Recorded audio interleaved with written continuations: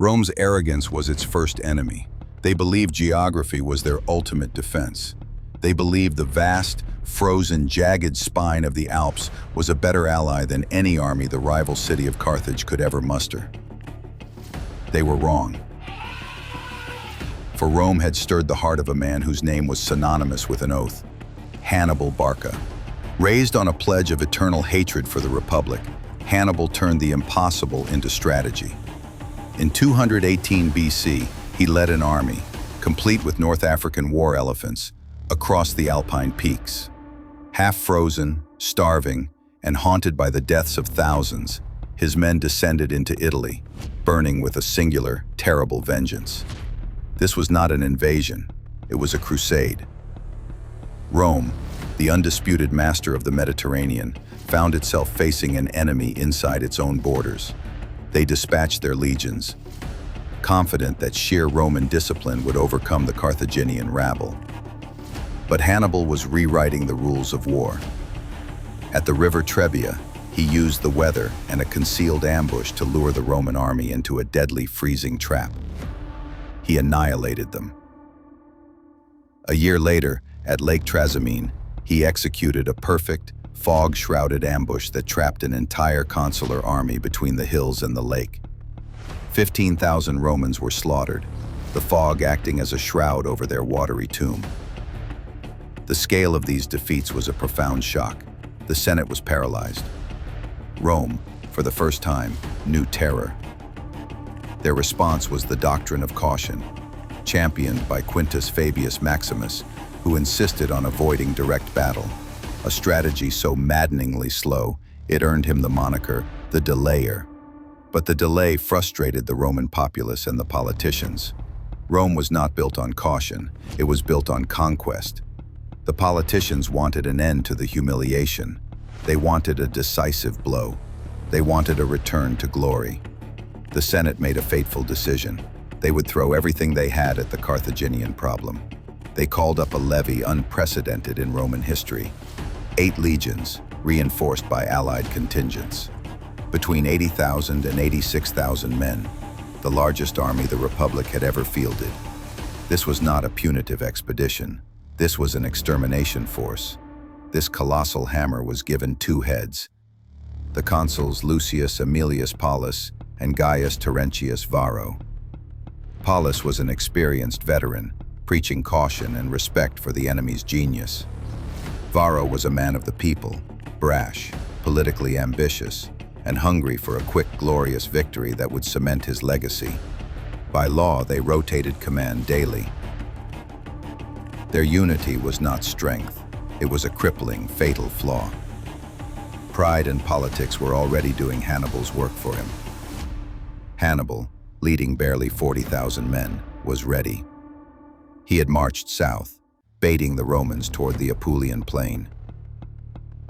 He was seeking not just a battle, but the perfect battlefield. Hannibal chose his ground with the meticulous care of a surgeon. The flat, wide plain near the village of Cannae, nestled close to the river Aufidus. It was a space ideal for Roman infantry to mass, which is exactly why Hannibal wanted it. Crucially, he positioned his army with the wind at his back.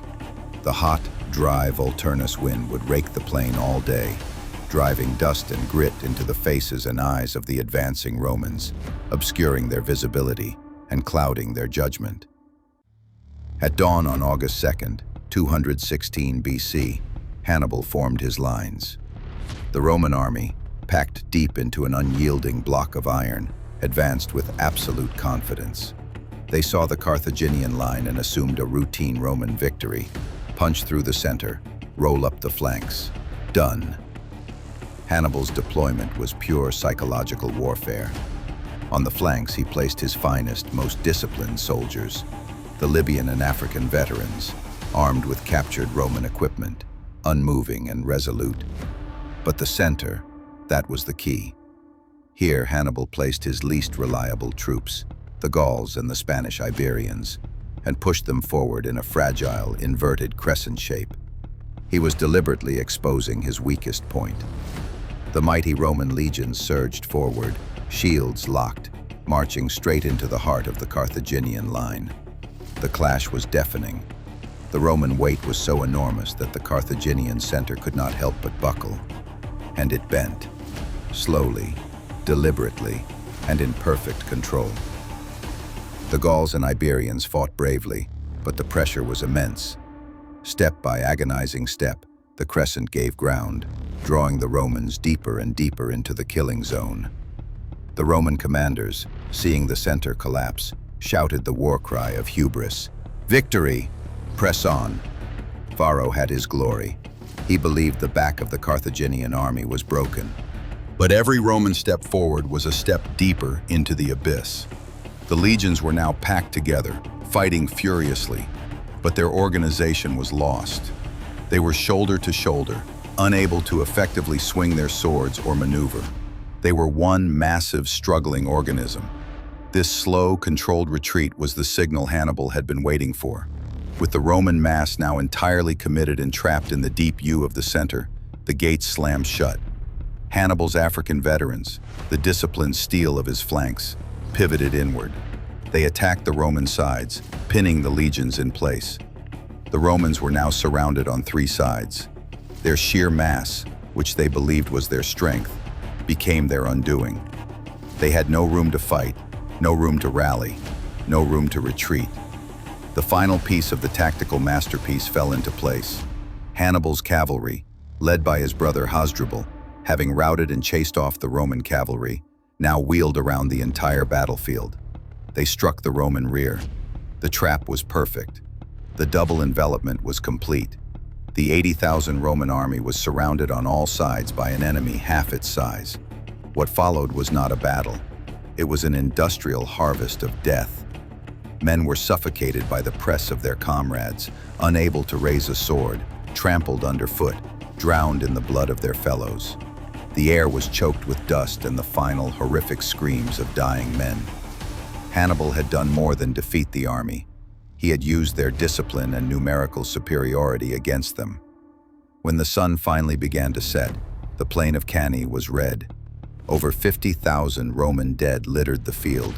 Some sources say closer to 70,000. The greatest army the Republic had ever fielded was gone in a single afternoon. Rome wept. Entire communities were wiped out. The terror was absolute. The phrase, "Hannibal ad portas," Hannibal at the gates, became the Roman whisper of ultimate fear. But standing on the field, surveying his flawless victory, Hannibal encountered his own strategic failure. His cavalry commander, Hannibal, begged him, "You know how to win, Hannibal, but you do not know how to use the victory." "March on Rome."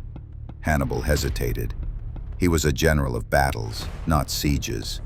And crucially, he lacked one thing: reinforcements. Carthage, jealous of his success and slow to act, never sent him the full support he needed. He could win every battle, but he was left without the means to win the war. Rome, built on the bones of its fallen, rose again.